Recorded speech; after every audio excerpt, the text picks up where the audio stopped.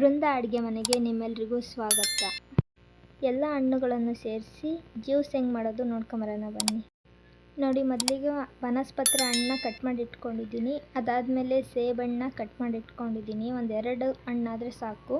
ಆಮೇಲೆ ಒಂದು ಬಿಕ್ಕೆ ಹಣ್ಣು ಕಟ್ ಮಾಡಿ ಇಟ್ಕೊಂಡಿದ್ದೀನಿ, ಒಂದು ಅರ್ಧ ಪಪ್ಪಾಯ ಹಣ್ಣು ಕಟ್ ಮಾಡಿ ಇಟ್ಕೊಂಡಿದ್ದೀನಿ, 1 ಕಪ್ ಸಕ್ಕರೆ ತಗೊಂಡಿದ್ದೀನಿ, ಕಿತ್ತಳೆ ಹಣ್ಣನ್ನ ಬಿಡಿಸಿ ಇಟ್ಕೊಂಡಿದ್ದೀನಿ, ಅದಾದಮೇಲೆ ದ್ರಾಕ್ಷಿ ಹಣ್ಣು ಬಿಡಿಸಿ ಇಟ್ಕೊಂಡಿದ್ದೀನಿ, ಮೋಸಂಬಿನ ಜ್ಯೂಸ್ ಮಾಡಿ ಇಟ್ಕೊಂಡಿದ್ದೀನಿ.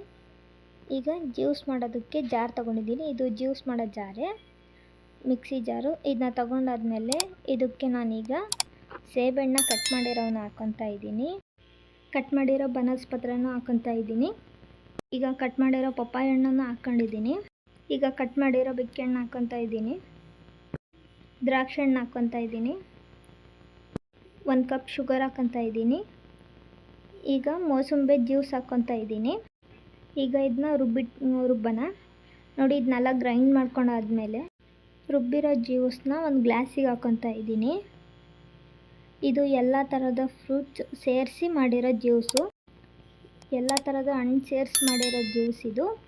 ನೋಡಿ, ತೋರಿಸ್ತಾ ಇದ್ದೀನಿ ಇದು ಎಷ್ಟು ಗಟ್ಟಿ ಇದೆ, ಮತ್ತು ಇದಕ್ಕೆ ನೀರು ಕೂಡ ಹಾಕಿಲ್ಲ, ನಾವು ನೀರು ಹಾಕ್ದಲ್ಲೇ ರುಬ್ಬಿರೋದು.